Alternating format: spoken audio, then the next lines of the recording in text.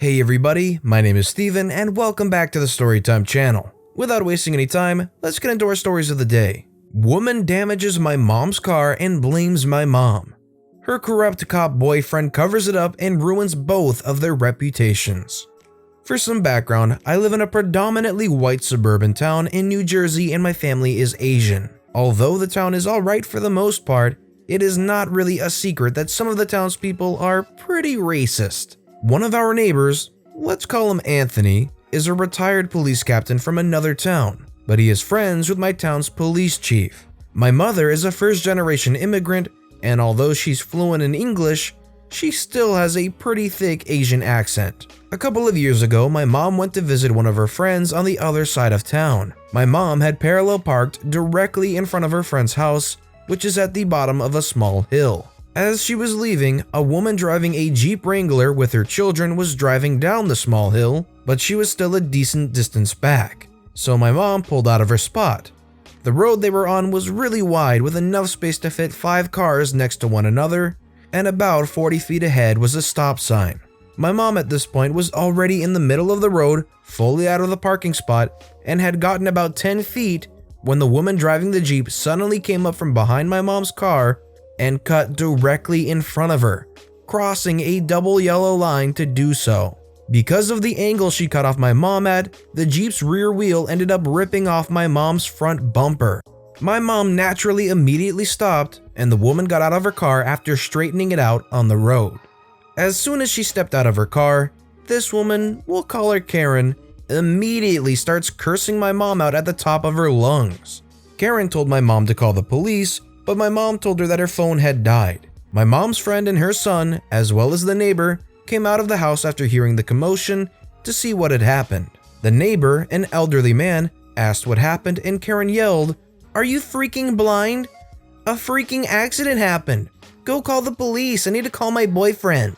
The son had taken a law class in college, so he offered to take a bunch of pictures of the scene of the accident and send them to my mom later. This becomes super important later.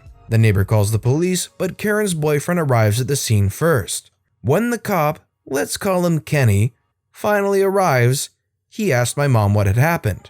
Just as my mom had just started saying her side of the story, the cop says, "Wait just a minute," and walks over to the boyfriend. As it turns out, the boyfriend, we'll call him Sam, was a cop in the town who was pretty popular with the kids in the middle schools, since he would occasionally visit to talk about things like DARE and other things in assemblies. Sam was off duty at the time, so he was able to come over when Karen called him. As soon as Kenny saw his bud Sam, he immediately went to go talk with him rather than with my mom or with Karen. They discussed for a little while and afterwards sent everyone on their way. My mom tried to talk to Kenny before he left, but Kenny just brushed it off and said he got the details he needed and that my mom would be able to get the police report in about a week or two. When my mom receives the police report, she saw that it stated that she pulled out without using her blinkers suddenly and hit Karen's car. On top of that, Karen was expecting for my mom's insurance to pay for the damage done to her rear wheel. My mom went to my neighbor Anthony to ask what she should do about the report since it was clearly wrong. Anthony was furious and told her that she would go to the police station and ask to see the chief, and if they ask why she needs to see him, she should tell him that it's because she wants to file an internal complaint. That day, my mom takes the photograph sent to her by the son and goes to the police station and asks the person working the front desk to see the chief. The cop says that she could not just walk in and ask for the chief, so my mom responds, "Okay, so where should I go to file an internal complaint?" And the cop immediately straightens up and says, "Right here, come with me." He leads her into the back. The deputy chief steps into the room and started recording the conversation. Since the chief was out, my mom presented all of the evidence to him instead. After presenting the evidence to show that it was in fact Karen that hit her instead of the other way around, my mom also says that she would like to file a corruption complaint against both Kenny and Sam. Kenny clearly did not do his job properly since he did not properly ask the actual people involved in the accident and did not even note the fact that there were 2 passengers in Karen's car in the report. Even Karen later admitted to an investigator that Kenny never once spoke to her. My mom even threw in the racist card for good measure, saying maybe Kenny wouldn't listen to her and brushed her off because of her thick Asian accent. Sam, meanwhile, had interfered with the investigation despite not being at the scene of the crime during the time of the accident. The deputy chief says he will start an internal investigation and will see if anything needs to be done. Meanwhile, my mom also filed a claim to her insurance and presented the evidence to them too. And her insurance decides since the accident, in their eyes, was clearly not her fault, they weren't going to pay Karen a penny, and that they would contact Karen's insurance to pay my mom instead. A lot of internal bureaucratic investigational bull happens, including interviews with Karen, my mom's friend, and the friend's neighbor. About a month passed and an officer comes to our house to tell my mom that Kenny had been punished, but there was not enough evidence to punish Sam, and he just wanted to know if there were any other concerns she had. Since Karen seemingly had not done anything to further warrant any action and the damage to the car was paid for, my mom said that there was nothing else. This is the fun part. 3 days after the officer came to our door, a letter came in the mail for a court hearing. Turns out, Karen decided to file 3 tickets about my mom just 1 day before the statute of limitations. Apparently, in New Jersey, citizens are allowed to file complaints about other citizens breaking the law, a thing that our family had never heard of before until this happened. And because of how late she filed these complaints, by the time we received them in the mail, we could not even counter-complain, and the only options were to pay the fine or go to court. We assumed that Karen learned about being able to file a complaint from Sam because no shoot, and that the only reason she was willing to go this far is because she heard my mom had a super thick Asian accent and assumed that my mom wouldn't know what to do about the tickets and would just pay up. What she didn't count on was the fact that my mom is actually really aggressive with an absolutely massive network of people that she knows. Within a day, my mom hired a lawyer to fight the case, and they immediately asked to change the court from the small court in our town to one of the large courts a couple of towns away. The logic was that if she fought the case in our town, my mom would be at a disadvantage since her case was essentially going against our town's beloved police force. But by putting it in a different town, the playing field would be even. Additionally, while my mom worked from home in her own business, Karen had a full-time job in the town. So, going to court in a different town would be a huge pain in the butt for her. The lawyer had prepared a huge amount of evidence against Karen, so there was no way she was actually going to win the case no matter what. Come the court date, Karen never showed up, so the case was thrown out. That was a pretty nice win, but what came after was even better. Since my mother and sister have a lot of friends in the town, the story of Karen and Sam doing this shady bull got out really fast. Soon, half the town had heard about it, and suddenly Karen and Sam went from 2 favorites in the town because of Sam's reputation to 2 of the most underhanded and nasty people. Sam stopped getting invited to school assemblies, and Karen was ostracized in her kids' school's PTA. Anthony also ended up talking to the police chief in private, and we found out that although Sam was not officially punished, he was severely reprimanded by the chief. Man, normally I would ask what you guys would do in this situation, but OP's mom got so much good stuff done it doesn't even warrant asking. Now that's a mom we all wish we could have. I thought she was checking in for a one-night stand. Boy, was I glad to be wrong. No, this was pre-virus stay-at-home/quarantine. Glossary: distressed passengers. Flight passengers from an airline who had to cancel or delay a flight for whatever reason and have been redirected to a hotel to stay at while they wait for the next flight, however long that might be. I'd been working as a front desk agent for about a week. It's my first time working at a hotel, so I'm still learning the ropes even though I'd previously worked as a check-in agent for a cruise line. I'm working the afternoon shift and things have been pretty slow. Couple of check-ins here and there, and that's about it. It's about 7 p.m. when this lady, we'll call her Libby, comes in and, after talking things out of the valet, makes her way over to me.